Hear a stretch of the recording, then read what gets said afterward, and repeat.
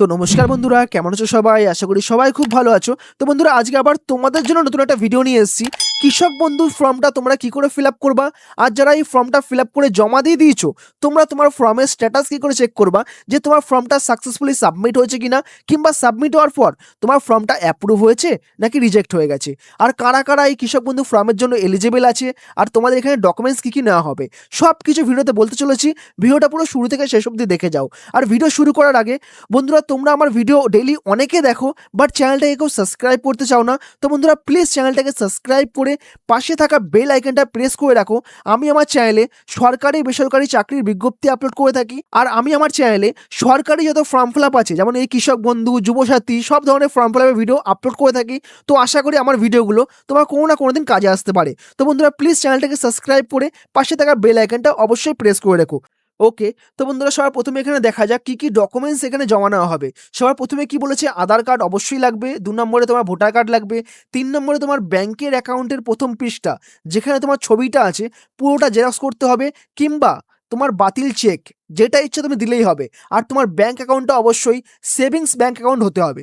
ওকে, আর সবার প্রথমে বলে রাখি, প্রতিটা ডকুমেন্টসে তোমার কিন্তু নিজস্ব সই করতে হবে, সেলফ অ্যাটেস্টেড। ওকে, প্রতিটা ডকুমেন্টসে তোমার নিজস্ব সই করতে হবে, পারলে তুমি ডেটও দিতে পারো। ওকে, তারপরে 4 নম্বরে কি বলেছে, আবেদনকারীর ব্যাংক অ্যাকাউন্টের সাথে তোমার আধারের সাথে তোমার মোবাইল নাম্বার লিঙ্ক থাকতে হবে। মানে তোমার ব্যাংকের অ্যাকাউন্টের সাথে তোমার আধার কার্ড আর তোমার মোবাইল নাম্বার অবশ্যই লিঙ্ক থাকতে হবে, তুমি যে মোবাইল নাম্বারটা তুমি দেবা। ওকে, তারপরে এখানে 5 নম্বরে কি বলা হয়েছে, ভূমিহীন ক্ষেতমজুর সম্পর্কিত স্বঘোষণাপত্র কিংবা আধার তথ্য ব্যবহারের সম্পত্তিপত্র। এখানে কি বলা হয়েছে, তোমার কোনো জমি নেই, তাও তুমি খেতে চাষ করছো, সেটারই একটা কোনো ঘোষণাপত্র, আশা করি সেটা তুমি পঞ্চায়েত থেকে পেয়ে যাবা, সেটার তোমার এখানে জেরক্স লাগবে। ওকে, তারপরে 6 নম্বরে কি বলেছে, আবেদনপত্রের জন্য একটি পাসপোর্ট আকারের ছবি, মানে তোমার পাসপোর্ট সাইজের ছবি মানে তোমার এখানে জমা দিতে হবে। ওকে, তারপর এখানে কি বলা হয়েছে, যোগ্যতার মানদণ্ড কি, মানে কারা কারা এই কৃষক বন্ধু ফর্মটা ফিল আপ করতে পারবা।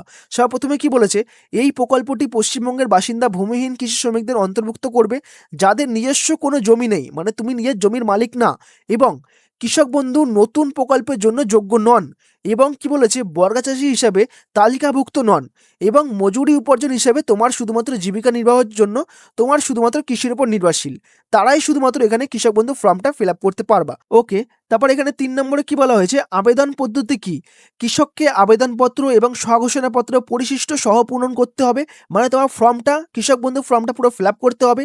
তারপরে শিবিরে মনোনীত কর্মকর্তাদের কাছে তোমাকে জমা দিতে হবে।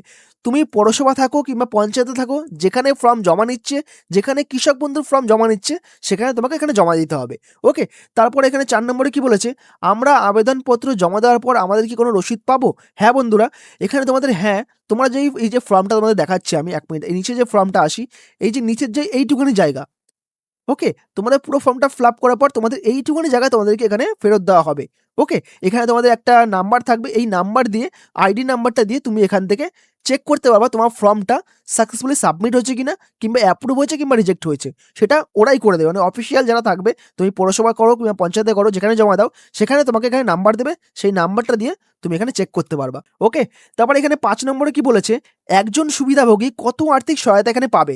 তোমাদের টোটাল এখানে 4,000 টাকা তোমাদের সরাসরি ব্যাংক অ্যাকাউন্টে ঢোকানো হবে, বাট দুখানা ধাপে ঢোকানো হবে। একটা তোমাদের রবি ফসল মরশুমে দেওয়া হবে, আর একটা খরিফ ফসল মরশুমে 2টি কিস্তিতে দেওয়া হবে, মানে 2,000 টাকা 2,000 টাকা করে 4,000 টাকা দেওয়া হবে, একটা রবি ফসলে, একটা খরিফ ফসলে। বুঝতে পারলে টোটাল ব্যাপারটা? তো বন্ধুরা, এবার আমরা আসি ফর্ম ফিল আপের বিষয়ে। ওকে, তো চলো বন্ধুরা, ফর্মটা ফিল আপ করা যাক। সবার প্রথমে তোমার এখানে নাম লিখতে হবে, তাও ক্যাপিটালি, আর চেষ্টা করবে নীল কালি দিয়ে লেখার, ঠিক আছে? তারপরে তোমার গ্রামের নাম, তোমার গ্রাম পঞ্চায়েতের নাম, তোমার পোস্ট অফিসের নাম, তারপরে তোমার ব্লকের নাম, তোমার থানার নাম, তোমার জেলার নামটা, আর তোমার পিনকোড এখানে দিয়ে দেবা, ঠিক আছে? দেওয়ার পর তোমার বাবার নাম কিংবা হাজব্যান্ড বা ওয়াইফের, হাজব্যান্ডের নাম, সরি ওয়াইফ না, বাবার নাম কিংবা হাজব্যান্ডের নাম, তারপর তোমার ডেট অফ বার্থ, ডেট, মাস আর বছর, আর তোমার 1/4/26 অনুযায়ী তোমার এখন বয়স কত সেটা এখানে লিখতে হবে। ওকে, তারপরে তোমার জেন্ডার, তুমি মেল ফিমেল না আদার্স, সেটা এখানে দিয়ে দেবা। তারপরে তোমার কাস্ট, তুমি জেনারেল বা এসসি এসটি, সেটা এখানে টিকমার্ক করে দেবা। তারপর তোমার মোবাইল নাম্বার, যেটা তোমার ব্যাংকের অ্যাকাউন্টের সাথে লিঙ্ক আছে, সেটা তোমার এখানে দিতে হবে। ওকে, দেওয়ার পর তোমার এখানে আধার নাম্বার দিতে হবে, ম্যান্ডেটরি অবশ্যই লাগবে তোমার এটা, আধার কার্ডের নাম্বারটা। তারপর তোমার ভোটার কার্ডের রিপিট নাম্বার, সেটা তোমাকে দিতে হবে। এটা আবশ্যিক নয়, বাট দিলেও হয় না দিলেও হয়, কোনো ব্যাপার না। তারপরে তোমার ব্যাঙ্ক ডিটেলস, এখানে কি বলেছে তোমার এখানে ব্যাংকের অ্যাকাউন্ট নাম্বার দিতে হবে, আর তোমার ব্যাংকের আইএফসি কোড সেটা এখানে দিতে হবে, তোমার ব্যাংকের নাম কি সেটা এখানে দিতে হবে, আর তোমার ব্যাংকের শাখার নেম মানে ব্রাঞ্চ নেম সেটা তোমাকে দিতে হবে। তারপর তোমাদের এখানে সেভিংস অ্যাকাউন্ট না কারেন্ট অ্যাকাউন্ট, ওকে, সেটা তোমাকে এখানে সিলেক্ট করে দিতে হবে। তোমার সেভিংস অ্যাকাউন্ট থাকলে সেভিংস অ্যাকাউন্ট, কারেন্ট অ্যাকাউন্ট থাকলে কারেন্ট অ্যাকাউন্ট, ওকে। তারপরে কি বলেছে এখানে ফটো সহ ব্যাংক পাসবই, মানে তোমার যে ব্যাংকের যে ফার্স্ট যে পাসবুকটা আছে সেটা তোমাকে এখানে অ্যাটাচ করতে হবে, তাও আবার নিজের সই শুদ্ধ, ওকে, নিজের সই সব কটাতে করবা আর ডেটও দিয়ে দেবা, with photograph with bank passbook, যাতে তোমার ছবিটা যাতে পাওয়া যায়।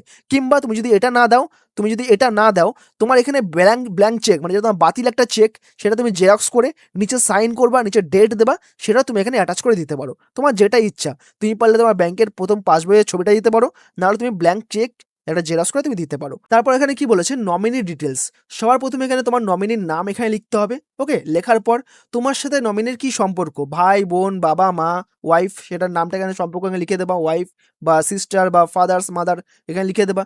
তারপর তোমার নমিনি, তুমি যাকে নমিনি বানাবা তার বাবার নাম কিংবা হাজব্যান্ড নাম এখানে লিখতে হবে।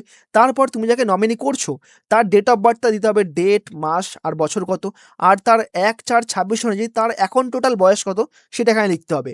আর তুমি যাকে নমিনি করবা তার যদি বয়স 18 বছরের নিচে হয় তাহলে তার গার্জিয়ানের নাম। তো এখানে কি বলেছে তুমি যদি তোমার ছেলে মেয়েকে নমিনি করো তার যদি 18 বছরের নিচে বয়স হয় তাহলে তোমার নাম এখানে দিতে হবে, মানে যার বয়স 18 বছরের নিচে তার যে এখন গার্জিয়ান আছে মানে বাবা মা তার গার্জিয়ানের নাম এখানে দিতে হবে, ওকে।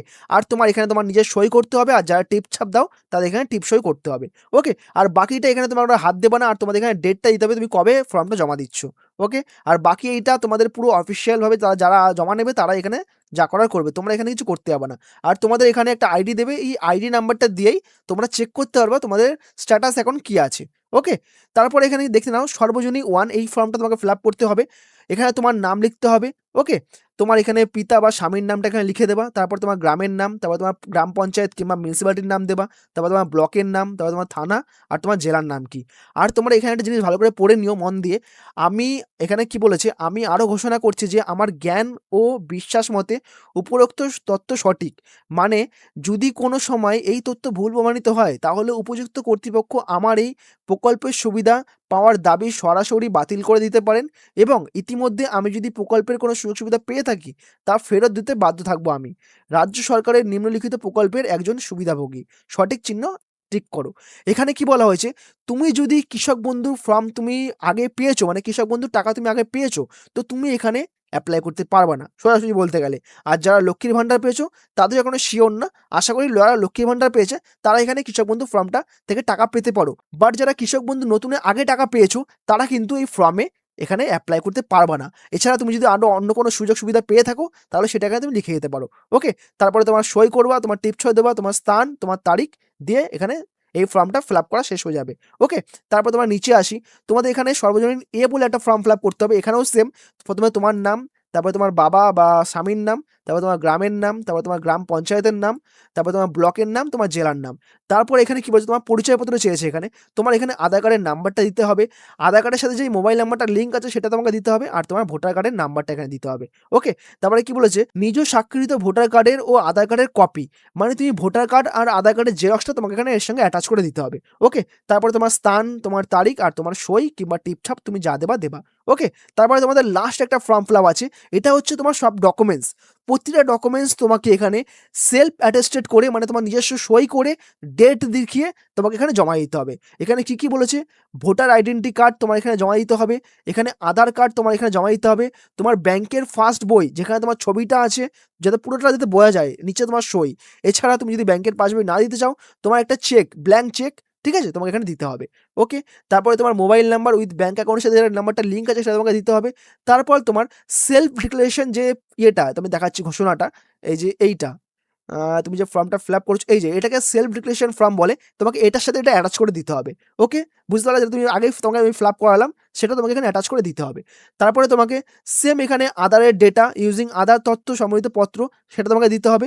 তারপর তোমার পাসপোর্ট সাইজের ছবি, এটা কি তোমাকে দেখাচ্ছি এখানে, এই যে এটা যে তুমি যে ফর্ম ফিল আপ করলা এইটা, এটা তোমাকে এখানে ফর্মটা ফিল আপ করা সর্বজনীন এটা তোমাকে এখানে অ্যাটাচ করে দিতে হবে। ওকে? তো বন্ধুরা পুরো ডিটেলস এখানে আমি বলে দিলাম। তারপর তোমার ডেট, তারপর তোমার ক্যাম্পের অবস্থান, তোমার পঞ্চায়েত হোক বা পৌরসভা হোক যেই লোকেশনটা আছে, যেখানে তোমার সেই লোকেশন পঞ্চায়েতের লোকেশনটা, সেখানে তোমার নামটা এখানে দিতে হবে। তারপর তোমার এখানে সিগনেচার। আর কিচ্ছু না। বন্ধুরা এই পুরো ফর্মটা তোমরা আশা করি বুঝতে পেরেছো কিনা কমেন্ট করে অবশ্যই জানিও। বাট যারা কোনো ডাউট আছে, কোনো ডাউট থাকলে অবশ্যই কমেন্ট করে জানিও। আমি তোমাদের রিপ্লাই করার চেষ্টা করব। আর আমি যদি তোমাদের ঠিক করে বোঝাতে না পারি, তোমরা ডাইরেক্ট আমাকে কমেন্ট করো যে, "দাদা আমি এটা বুঝতে পারছি না, এটা কি হবে?" আমি তোমাদের রিপ্লাই করার পুরো চেষ্টা করব। ওকে? তো বন্ধুরা আজকের ভিডিওটা এইটুখানি ছিল। আবার দেখা হবে কালকে নতুন একটা ভিডিও নিয়ে।